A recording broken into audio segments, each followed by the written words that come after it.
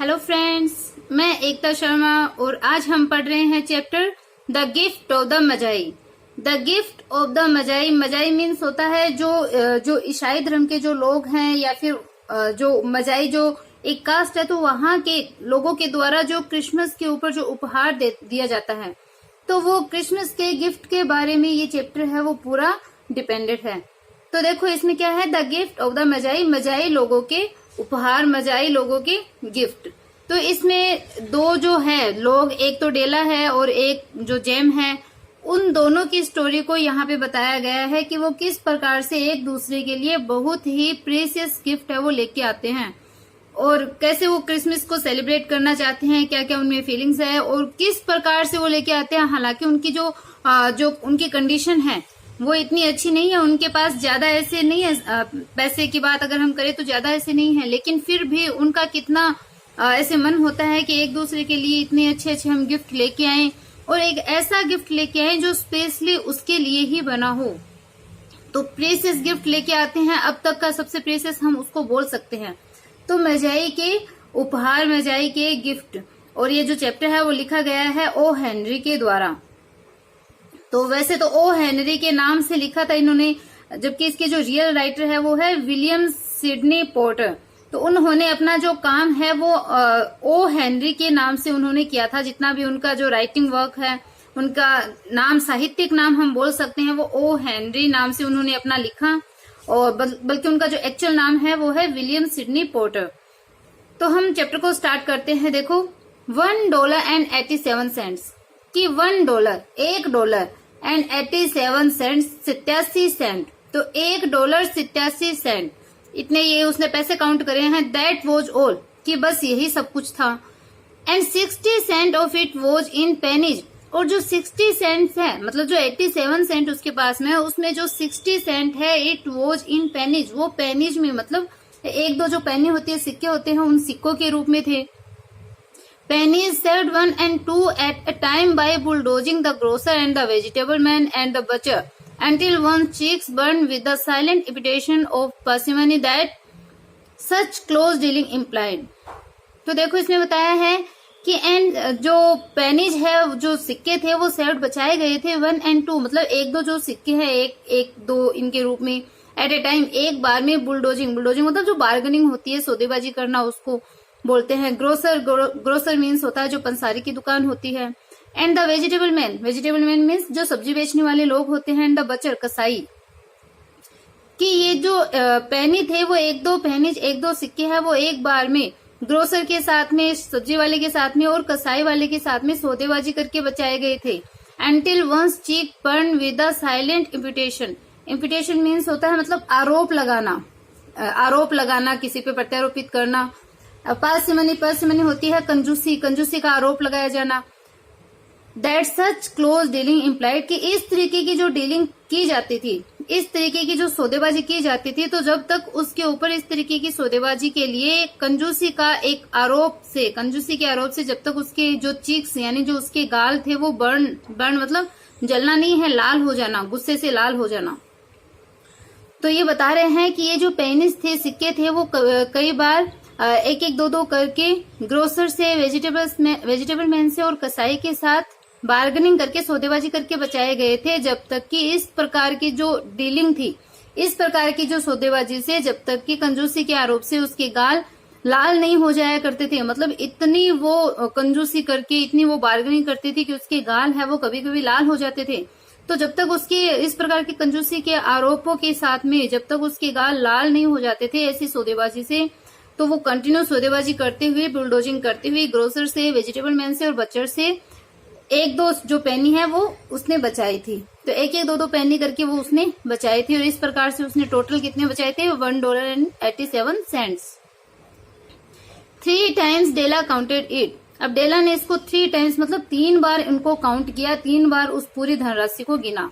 $1.87, $1.87 and the next day would be Christmas. और अगले दिन क्या था, अगले दिन ही क्रिसमस का दिन था। There was clearly nothing left to do but flop down on the shabby little coach and howl। तो there was clearly nothing left कि there was वहां पे clearly मतलब स्पष्ट रूप से nothing left, कुछ भी नहीं बचा था to do करने के लिए, कि वहां पे करने के लिए कुछ नहीं बचा था। But flop down on the शेबी little coach. But flop down मतलब गिर जाना कहाँ पे? शेबी लिटिल काउच, कि जो शेबी यानी गंदा जो छोटा सा काउच मतलब सोफे के लिए आया है, कि जो छोटा सा गंदा सा जो मटमेला जो काउच था, सोफा था, उस पे गिर जाने के अलावा एंड हाउल मतलब रोना। तो उस छोटे से गंदे से काउच पे गिर जाने और वहां पे रोते रहने के अलावा स्पष्ट रूप से उसके पास कुछ भी करने के लिए नहीं बचा था। सो डेला डिड इट, इसलिए डेला ने ऐसा ही किया, मतलब वो वहां पे सोफे पे जाकर के वो रोने लगी। Which instigates the moral reflection that life is made up of sobs, sniffles and smiles, with sniffles predominating. कि विच इंस्टिगेट्स मतलब उसको मतलब एक तरीके से इंस्टिगेट प्रेरित करना हम बोल सकते हैं, तो उत्तेजित करना भी हो सकता है। द मोरल रिफ्लेक्शन, कि सो डेला डिड इट, इसलिए डेला ने ऐसा ही किया। विच इंस्टिगेट द मोरल रिफ्लेक्शन, जिसने मोरल रिफ्लेक्शन को मतलब जो नैतिक विचार है उस नैतिक विचार को उत्तेजित किया कि लाइफ इज मेडअप, कि जो जीवन है वो मेडअप बना है किसके लिए? सोप्स यानी सुक्कियों के लिए। स्नीफल क्या होती है? जैसे रोते हैं तो नाक से जो सूसू की जो आवाज आती है उसको बोलते हैं स्नीफल। एंड स्माइल्स, कि जो जीवन है वो सुक्कियों के लिए, सूसू की आवाज करने के लिए, जो नाक से जो आवाज आती है मतलब दुखी होने के लिए हम बोल सकते हैं स्माइल्स। और स्माइल मतलब मुस्कुराने के लिए, और स्माइल किसके साथ? विद स्नीफल प्रीडोमिनेटिंग, जिसमें स्नीफर्स की दुख की जिसमें प्रीडोमिनेटिंग मतलब प्रधानता रहती है, इनके लिए जीवन बना है। तो जीवन सुखियों के लिए, दुखों के लिए, और स्माइल मुस्कुराहट जिसमें दुख की प्रधानता होती है, इसके लिए जीवन बना है।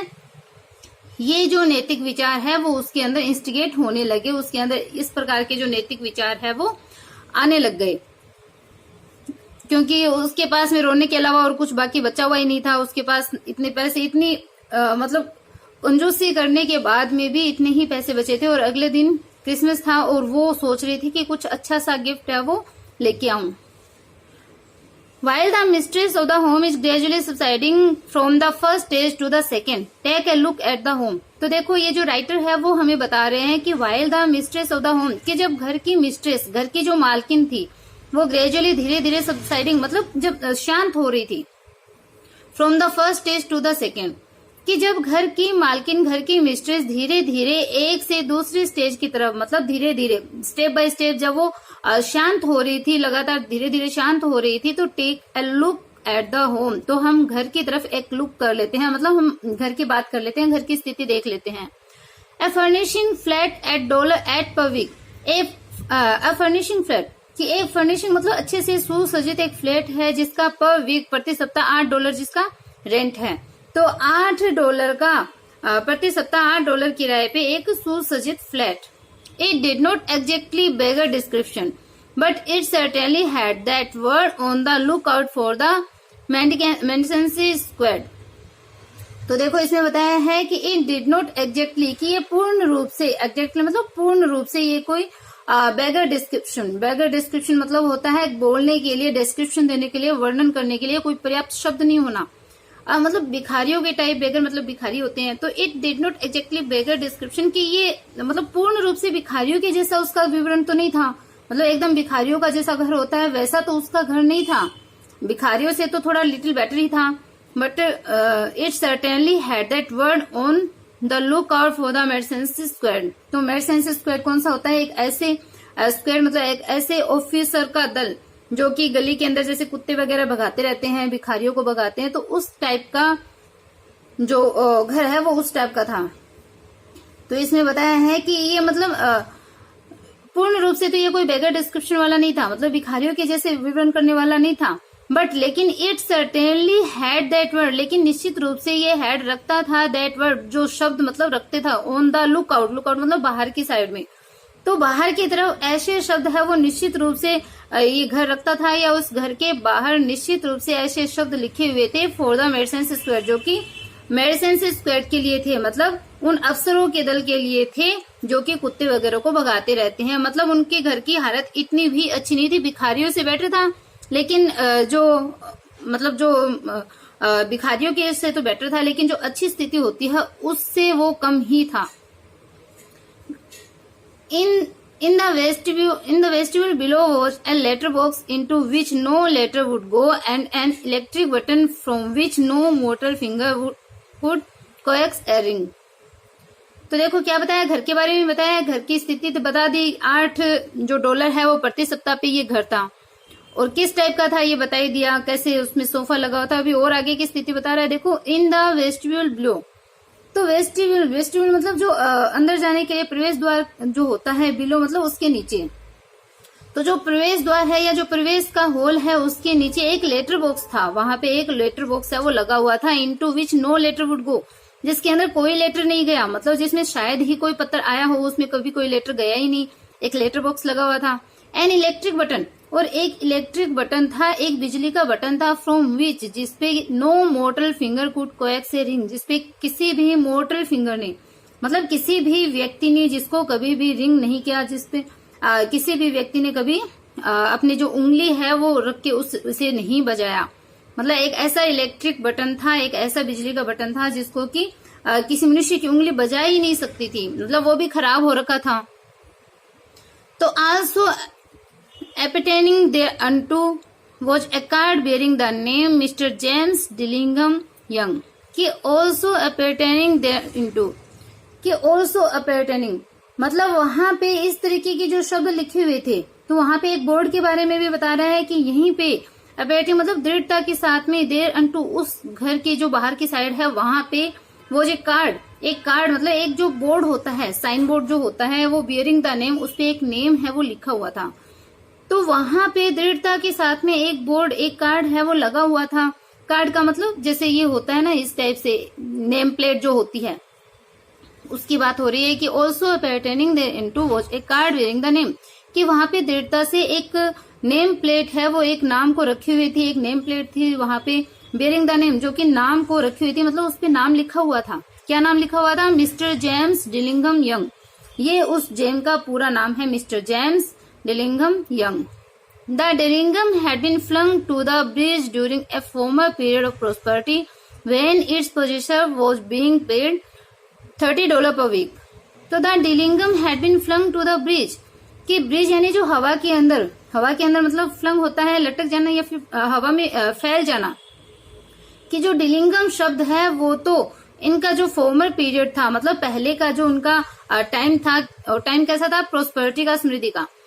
कि जो डिलिंगम शब्द है वो तो प्रोस्पेरिटी के, समृद्धि के पहले पीरियड के दौरान ही, उस पहली अवधि के दौरान ही हवा में फैल गया था। जो डिलिंगम शब्द है, जब उनकी प्रोस्पेरिटी के अंदर जब वो थे, समृद्धि वाले टाइम के अंदर जब वो थे, जब उनके पास में धन दौलत थी, पैसे थे, उस फॉर्मर पीरियड के अंदर, उस पहली अवधि के दौरान ही हवा में ये जो डिलिंगम शब्द है वो फैल गया था, मतलब चारों तरफ ये शब्द है वो फैल गया था। When its possessor was being paid, जब इसके जो पोजेशन मतलब जब इसके स्वामी को पेड मतलब वेतन मिलता था $30 पर वीक, जब इसके स्वामी को प्रति सप्ताह $30 का भुगतान किया जाता था, उनको वेतन मिलता था, तब मतलब ये प्रोस्पेरिटी के टाइम में थी। Now when the income was shrunk to $20, the letters of Dillingham looked bad, as though they were thinking seriously of contracting to a modest and unassuming D. कि नाउ अब when the income was shrunk, कि जब income जो आय है वो shrunk यानी सिकुड़ गई टू $20, कि जब इनकी इनकम, जब इनकी आय जो $20 तक सिकुड़ गई थी, क्योंकि पहले तो $30 थी पर वीक, लेकिन अब सिकुड़ के कितनी हो गई? $20 पर वीक। कि अब जब उनकी इनकम, उनकी आय जब $20 तक उनकी सिकुड़ गई, तो द लेटर्स मतलब जो इसके बाद वाले जो थे, तो उनके बाद में जो लोग, जो डिलिंगम जो आए थे, लुक बर्ड, तो जो बाद में जो डिलिंगम थे, तो वो क्या हो गई? ये जो लेटर है, ये स्पेलिंग इसकी LATTER होगी, LETT नहीं होगा। तो ये लेटर होता है पत्र, और लेटर मतलब बाद वाले की बात चल रही है। तो letter of Dillingham look bird, तो जो डिलिंगम जो थे, बाद वाले जो डिलिंगम जो लोग आए थे, वो लुक बर्ड, वो एकदम धुंधले हो गए, मतलब फिर उनकी जो छवि थी जो चारों तरफ फैल गई थी, वो अब ब्लड हो गई, धुंधली हो गई थी, क्योंकि उनके पास अब समृद्धि है वो उनकी खत्म होने लग गई थी, पैसे खत्म होने लग गए थे। As though they were thinking seriously of contracting to a modest and unassuming D, कि as though जैसे कि they were thinking, वे सोच रहे हो, जैसे कि वो सोच रहे थे कैसे सोच रहे थे, सीरियसली गंभीरता पूर्वक वे सोच रहे थे, of contracting to a modest and unassuming D, कि वो कॉन्ट्रेस्ट मतलब विनम्र, और जो अनअज्यूमिंग मतलब जो विनीत या विनम्र, उसके लिए आता है कि जब विनीत और विनम्र रूप से जो कॉन्ट्रैक्टिंग मतलब जो सिकुड़ करके जो रह गई थी उनकी आय, तो उनकी आय के बारे में बता रहे हैं कि जो आय उनके विनम्र और विनीत रूप में सिकुड़ गई थी, उस पे वो गंभीरता से जैसे विचार कर रहे हो, इस रूप से उनका जो डिलिंगम शब्द है वो क्या हो गया था, एकदम से ब्लड हो गया था, वो एकदम से धुंधला हो गया था, जैसे कि ये जो डिलिंगम शब्द है वो भी विनम्र और विनीत होकर के उनके सिकुड़न पे उनके मतलब जो उनकी आय जो सिकुड़ गई थी, उस सिकुड़न के ऊपर वो भी गंभीरता से विचार कर रहे हो, और उसके साथ साथ उन्होंने अपने आप को भी धुंधला कर दिया। But whenever Mr. James Dillingham Young came home and reached his flat, above he was called Jim. तो जिम कहा जाता था उसको, देखो, and greatly helped by Mrs. James Dillingham Young, already introduced to you as Della, which is all very good. तो देखो, but लेकिन whenever Mr. James Dillingham Young, कि जब भी Mr James Dillingham Young came home, घर आते थे, and reached his flat above, और वो ऊपर जब अपने फ्लैट पे पहुंचते थे तो ही वॉज कॉल्ड जिम, तो उनको जिम कहा जाता था। एंड ग्रेटली हग्ड, और उनको ग्रेटली हग्ड मतलब कस करके हक किया जाता था, मतलब उसको गले लगाया जाता था, by Mrs James Dillingham Young, Mrs James Dillingham Young के द्वारा उसको कस करके गले से लगाया जाता था। ऑलरेडी इंट्रोड्यूस टू यू, पहले ही आपसे इंट्रोड्यूस करवा दिया गया है, एज डेला, डेला के रूप में पहले ही आपसे इंट्रोड्यूस करवा दिया गया, मतलब हमें डेला के बारे में पहले ही बता दिया गया। Which is all very good, और ये क्या है, ये सारी चीज बहुत ही अच्छी है, मतलब ये सारी चीज है वो बहुत ही अच्छी थी, जितनी भी थी। विच वोज होगा यहाँ पे, विच वोज ऑल वेरी गुड, जो कि सारी चीज बहुत अच्छी थी। अब ये चीज सारी है वो राइटर ने हमें बताई है कि उनका नाम कैसे था, पहले उनकी इनकम कितनी थी, पहले उनकी जो स्थिति थी वो कैसी थी, क्या उनका नाम था, घर की हालत कैसी थी, पैसे कितने आते थे, ये सारी चीज हमें राइटर ने बताई है। Della finished her cry and attended to her cheek with a powder rag. अब डेला ने अपनी जो क्राई, अपना जो रोना था, उसको उसने फिनिश किया, समाप्त किया, and attended to her cheek, और अपने गालों पे अटेंड मतलब लगाया विद अ पाउडर एग, और पाउडर है वो अपने गालों पे लगाया। She stood by the window and looked out dully at a grey cat walking a grey fence in a grey backyard. तो ये जो ग्रे वर्ड है वो उदासी के लिए आया है, सैडनेस के लिए, कि she stood by the window, वो विंडो के पास खड़ी हो गई, खिड़की के पास खड़ी हो गई, एंड लुक्ड आउट, और बाहर देखने लगी, किसको, ड्यूली मतलब उदासी के साथ बाहर देखने लगी, एक ग्रे गेट, एक उदास बिल्ली को उदास पिछवाड़े के अंदर एक जो उदास बाढ़ है उसमें जाते हुए एक उदास बिल्ली को वो उदास होकर के देखने लगी। तो मतलब हर जगह निराशा उदासी है वो फैली हुई थी, ग्रे है वो निराशा के लिए भी, उदासी के लिए ये जो ग्रे वर्ड है वो आया है। तो उसने बताया वो खिड़की के पास खड़े हो गए, वहां पे एक निराश बैकयार्ड में, निराश पिछवाड़े में, निराश बाड़ में एक निराश बिल्ली को जाते हुए उदासी के साथ वो देखने लग गई।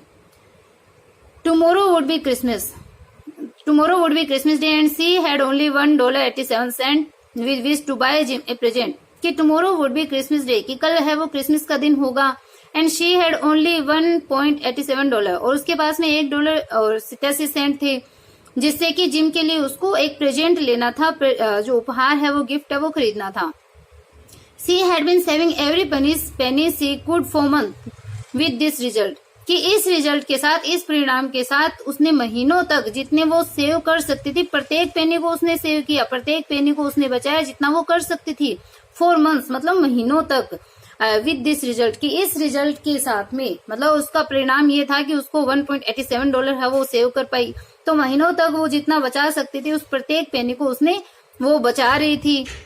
$20 ए वीक डजंट गो फार, कि जो $20 ए वीक, एक सप्ताह में $20 है वो ज्यादा नहीं होते हैं। Expenses had been greater than she had calculated, और जो एक्सपेंसेज मतलब जो खर्चे थे वो हैड बीन ग्रेटर, वो ज्यादा थे, देन सी हैड कैलकुलेटेड, जितने उसने कैलकुलेट किए थे, जितने उसने गणना की थी उससे ज्यादा है वो खर्चे हो गए थे। दे ऑलवेज आर, और वो हमेशा होते हैं, मतलब खर्चे हैं वो तो हमेशा ही होते हैं ज्यादा। Only $1.87 two by A present for him, कि केवल $1.87 से जिम के लिए प्रेजेंट खरीदना, जिम के लिए गिफ्ट लेना, हर जिम उसका Jim. Many a happy hour she had spent planning for something nice for him, कि मैनी ए हैप्पी आवर, कि कई खुशनुमा जो घंटे हैं सी हैड स्पेंट उसने व्यतीत कर दिए थे, प्लानिंग योजना बनाते हुए, फॉर समथिंग नाइस, कुछ अच्छी चीज के लिए, फॉर हिम, उसके लिए, मतलब जिम के लिए, कि कितने ही जो हैप्पी आवर थे, कितने ही जो खुशनुमा जो घंटे थे, वो जिम के लिए कुछ सुंदर सा उपहार लेने की योजना में उसने व्यतीत कर दिए थे। Something fine and rare and sterling, something just a little bit near to being worthy of the honour of being owned by Jim, कि समथिंग फाइन एंड रेयर, कि कुछ फाइन मतलब सुंदर सा, रेयर यानी कुछ ऐसा धान दुर्लभ वस्तु, एंड स्टर्लिंग मतलब कुछ एक उत्कृष्ट कोटि का, एक सर्वश्रेष्ठ, something just a little bit near, कुछ ऐसा जो कि उसके आसपास हो, बीइंग वर्दी मतलब उसके जैसा ही मूल्यवान कोई चीज हो, जो कि ओन बाय जिम, मतलब जिम के पास अपना जो ओन मतलब जो जिम का जो स्वामित्व था, उसके सम्मान को बनाए रखने वाला कोई वस्तु हो, या फिर उसके जो वर्दी मतलब उसके मूल्य के समान ही कुछ आसपास की चीज हो, लिटिल बिट नियर मतलब उसके जो सम्मान था उसका, उस सम्मान के आसपास का ही कोई गिफ्ट हो, जो कि जिम ने खुद अपना ओन किया था, उस सम्मान को जिम ने खुद ही कमाया था, तो उसके आसपास की कोई ऐसी चीज मैं उसको गिफ्ट में दूं, ऐसा वो सोच रही थी। उसकी प्लानिंग करते हुए उसने कई सारे जो हैप्पी आवर है वो स्पेंड किए थे।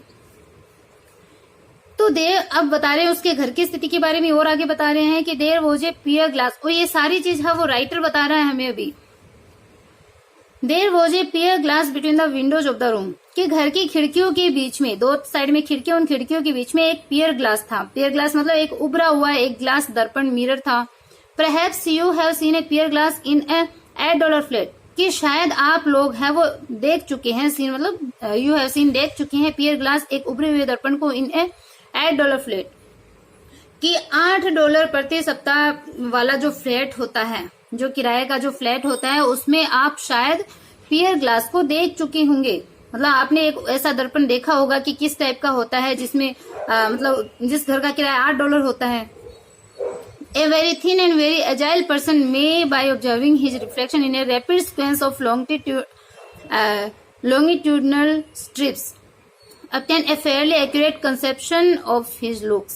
तो देखिए वेरी थिन, एक बहुत ही दुबला पतला, and very agile person, agile मतलब फुर्तीला, कि एक वेरी थिन मतलब बहुत दुबला पतला और बहुत जो फुर्तीला जो पर्सन होता है वो ऑब्जर्व कर सकता है हिज रिफ्लेक्शन, अपने रिफ्लेक्शन का, अपने मतलब जो प्रतिबिंब होता है उसका, इन रैपिड सीक्वेंस, एक शीघ्रता से गति करते हुए, शीघ्रता से चलने वाली जो लॉन्गिट्यूडनल स्ट्रिप, लॉन्गिट्यूडनल मतलब एक लंबे आकार की जो स्ट्रिप्स होती है, पट्टियां।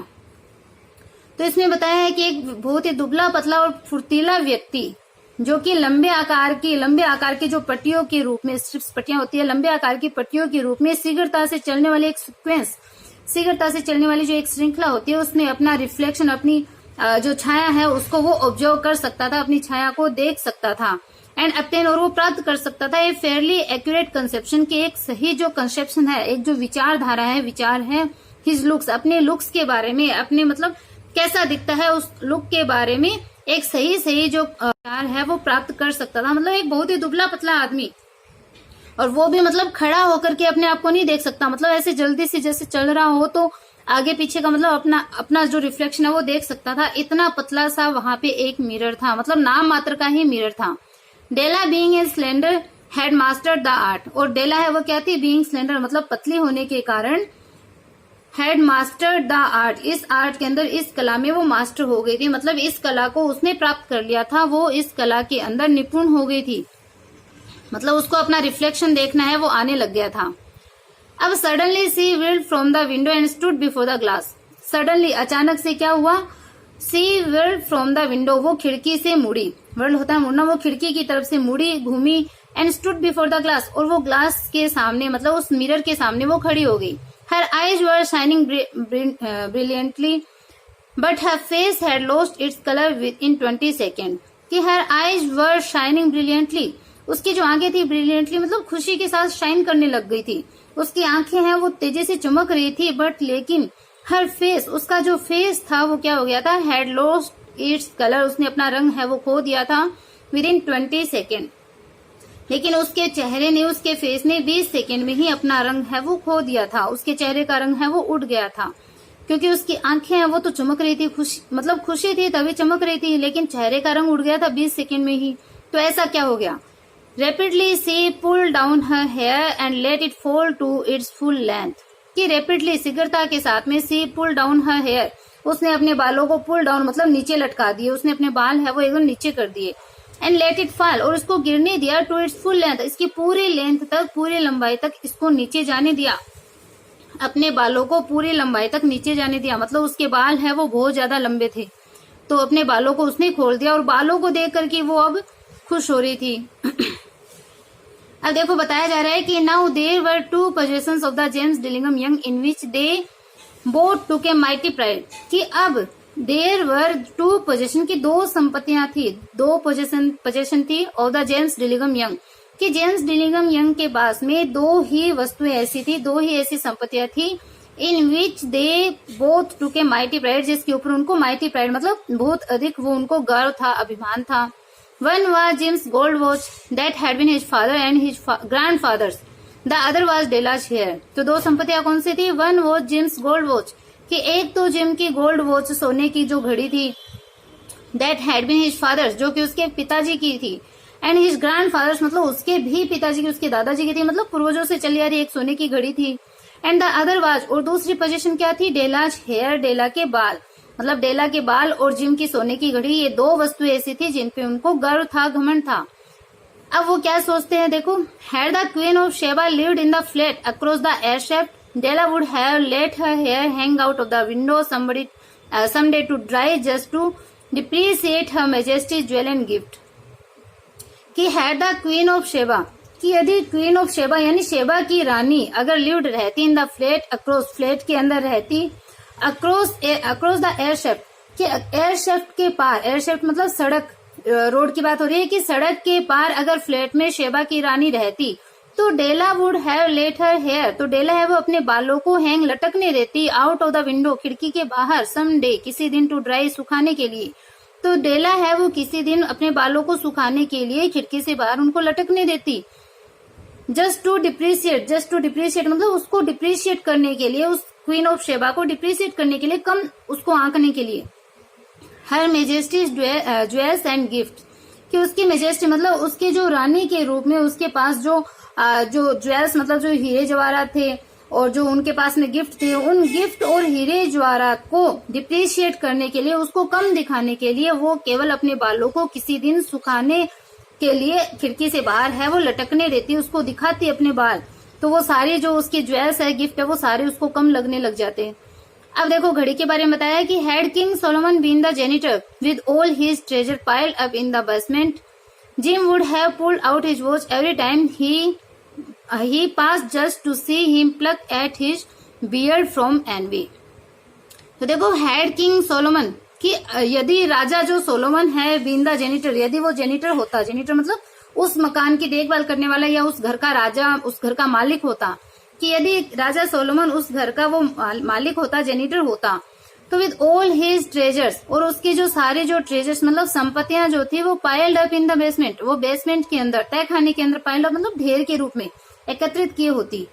तो ये बता रहे हैं कि यदि राजा सोलोमन है उस घर का वो मकान के वो मालिक होता, और अपनी सारी संपत्तियों को, पूरे ट्रेजर को, खजाने को, यदि वो बेसमेंट के अंदर, तहखाने के अंदर एकत्रित किए हुए होता, उसका ढेर लगाए हुए होता, तो भी क्या होता, जो जिम है वो वुड हैव पुल्ड आउट मतलब बाहर निकालता, हिज वॉच अपनी घड़ी को, एवरी टाइम प्रत्येक बार, ही पास जब वो पास मतलब गुजरता, कि जब भी वो उसके पास से गुजरता, जब भी वो जो किंग सोलोमन है वो गुजरता, तो प्रत्येक टाइम जिम है वो अपनी घड़ी को बाहर निकालता, जस्ट टू सी हिम, केवल उसको दिखाने के लिए, and pluck at his beard from envy, और वो अपनी दाढ़ी को क्या करता, अपनी जो बियर्ड मतलब अपनी जो दाढ़ी है उसको एनवी यानी ईर्ष्या के साथ में उसको प्लक यानी खींचता, अपनी दाढ़ी से वो जो अपनी दाढ़ी को वो खींचता, एक तरीके से ईर्ष्या के साथ में अपनी दाढ़ी को वो नोचता। तो ये चीज देखने के लिए जो जिम है वो अपनी घड़ी को प्रत्येक टाइम उसको दिखाने के लिए वो बाहर निकालता, जब भी वो उसके पास से गुजरता। तो ये जो दो संपत्तियां हैं वो जिम और डेला की बताई गई है। अब देखो क्या होता है कि so now Della's beautiful hair fell about her, rippling and shining like a cascade of brown waters. तो सो इसलिए नाउ अब क्या है, डेलाज ब्यूटीफुल हेयर, डेला के जो ब्यूटीफुल हेयर है, सुंदर जो बाल थे, वो फेल अबाउट हर, फेल मतलब गिर गए थे, अबाउट हर उसके चारों तरफ, उसके जो डेला के जो सुंदर बाल हैं वो गिरे हुए थे, लटक रहे थे। रिपलिंग लहराते हुए एंड शाइनिंग चमकते हुए, कि उसके बाल है वो लहराते हुए चमकते हुए उसके चारों ओर जो सुंदर बाल है डेला के वो गिरे हुए थे। Like a cascade of brown water, किसके समान? कैस्केड होता है झरना, ब्राउन वाटर भूरे पानी के झरने के समान उसके बाल लहराते हुए चमकते हुए उसके चारों ओर गिरे हुए थे। इट रीच्ड बिलो हर नीज, और ये जो बाल थे उसके वो नीज यानी घुटनों तक, तो बिलो यानी नीचे थे, हर नीज ये जो बाल है वो नीचे उसके घुटनों तक पहुंच रहे थे। And made it self almost A garment for her, and made it self, और ये जो है बाल जो है वो मेड इट सेल्फ अपने आप को बना रहे थे, ऑलमोस्ट लगभग ए गारमेंट मतलब वस्त्र, फॉर हर उसके लिए। तो ये जो बाल है वो अपने आप को उसके वस्त्र के रूप में काम आ रहे थे, वस्त्र के रूप में अपने आप को बना रहे थे। मतलब उसके बाल इतने घने और लंबे थे कि वस्त्र के रूप में उसको ढके हुए थे, कपड़ों के रूप में उसको ढके हुए थे। And then she did it up again nervously and quickly, and then और फिर शी डिड इट अप, उसने उसे ऊपर किया अगेन दोबारा से, नर्वसली मतलब एकदम नर्वस होते हुए घबराते हुए, एंड क्विकली शीघ्रता के साथ में। तो फिर उसने जल्दी से and then she did it up again nervously and quickly, फिर उसने शीघ्रता के साथ में और घबराते हुए उन बालों को दोबारा से ऊपर किया। Once she fluttered for a minute and stood still while a tear or two splashed on the worn red carpet. कि once she fluttered for a minute, कि 1 मिनट के लिए तो वो क्या हुई? fluttered for a minute, 1 minute के लिए तो वो थोड़ी सी हिचकिचाई, थोड़ी लड़खड़ाई। एंड stood still मतलब शांत, वो stood खड़ी रही और शांति से वो एकदम बिना मतलब हिले डुले खड़ी रही। while a tear और 2 स्प्लेस्ड, जबकि ए टीयर मतलब टीयर होता है आंसू, 1 या 2 जो आंसू की बूंद है वो स्प्लेस्ड मतलब गिर गई थी on the worn red carpet, कि उसका वॉर्न मतलब जो फटा पुराना जो रेड कारपेट था, लाल जो कारपेट था, कालीन था, उसके ऊपर उसके 1-2 आंसू की बूंद है वो गिर गए। तो अब आंसू भी गिर गए, उसने बालों को उठा लिया, बांध लिया वापस से, एक बार वो लड़खड़ाई, थोड़ी सी देर शांत खड़ी रही, लेकिन बाद में उसने क्या किया देखो, On went her old brown jacket, on went her old brown hat, तो on went her old brown jacket की अपने पुराने ब्राउन जैकेट को पहन करके, अपना जो पुराना जो ब्राउन कलर का जैकेट था उसको उसने पहना। on went her old brown hat, अपनी उसने ओल्ड ब्राउन हैट को पहना, पुरानी भूरे रंग की जो हैट थी उसको पहना। With a whirl of skirt and with a brilliant sparkle still in her eyes, she fluttered out of the door and down the stairs to the street. कि with a whirl of skirt, अपने skirt को whirl मतलब घुमाते हुए, and with a brilliant sparkle still in her eyes, और अपनी आंखों में एक बहुत ही शानदार चमक को लेते हुए, तो अपने स्कर्ट को वो घुमाते हुए और अपनी आंखों में एक तेज चमक को लिए हुए she fluttered out of the door, वो दरवाजे से बाहर है वो निकल गई, फड़फड़ाती हुई निकल गई। एंड फ्लटर मतलब फड़फड़ाते हुए वो आउट मतलब बाहर आ गई दरवाजे से बाहर। And down the stairs to the street, और स्टेयर्स मतलब सीढ़ियों से होती हुई, सीढ़ियों से नीचे आती हुई वो स्ट्रीट पे आ गई, वो गली में आ गई, वो बाहर निकल के आ गई। Where she stop the sign board Madame Sofronie hair goods of all kinds, तो देखो वेयर सी स्टॉप, जहां पे वो रुकी, द साइन बोर्ड रीड, वहां पे साइन रीड, वहां पे साइन को पढ़ा, मतलब एक जो साइन बोर्ड था जिसपे नाम लिखा हुआ था उसको उसने रीड यानी पढ़ा।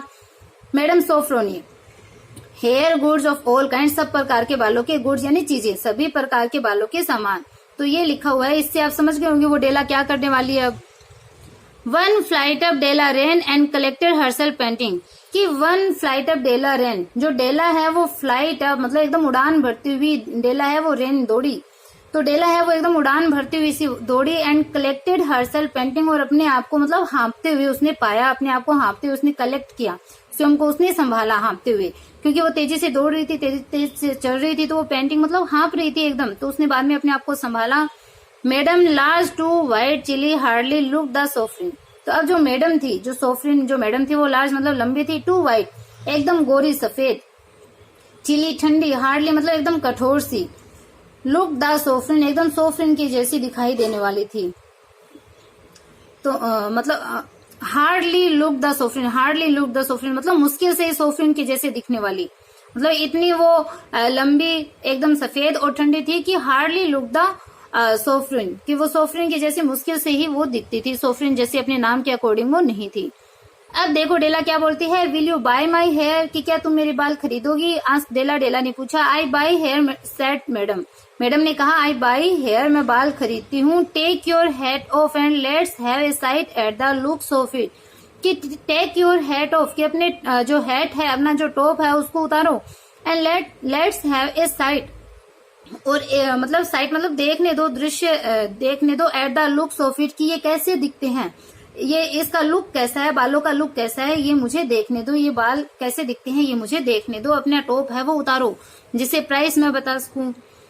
तो आई होप इतना जो आपका चैप्टर है वो क्लियर हो गया, आपको समझ में आ गया होगा। इसमें जो डेला है वो अपने बालों को बेच देगी और फिर जिम के लिए एक अच्छा सा जो प्रेजेंट है, उपहार है, वो लेकर के आएगी। और फिर जिम क्या करता है वो हम देखते हैं नेक्स्ट वीडियो में, इसको पढ़ते हैं। तो आई होप आपको वीडियो है वो समझ में आया है, पढ़ाया हुआ अच्छा लगा है, पसंद आया है। बात करते हैं क्वेश्चन की। तो क्वेश्चन में आपको बताना है जिम का फुल नेम क्या है, जिम का फुल नेम है वो आपको बताना है। और दो पोजीशन कौन कौन सी बताई है डिलीगम की, जो जिम है, जिम डिलीगम, इसका पूरा नाम तो कमेंट बॉक्स में बताना है। और इनकी जो दो पोजीशन, दो संपत्तियां, जो दो बहुमूल्य वस्तुएं बताई है वो भी आपको कमेंट बॉक्स में कमेंट करके बताने हैं। तो okay, bye, have a nice day.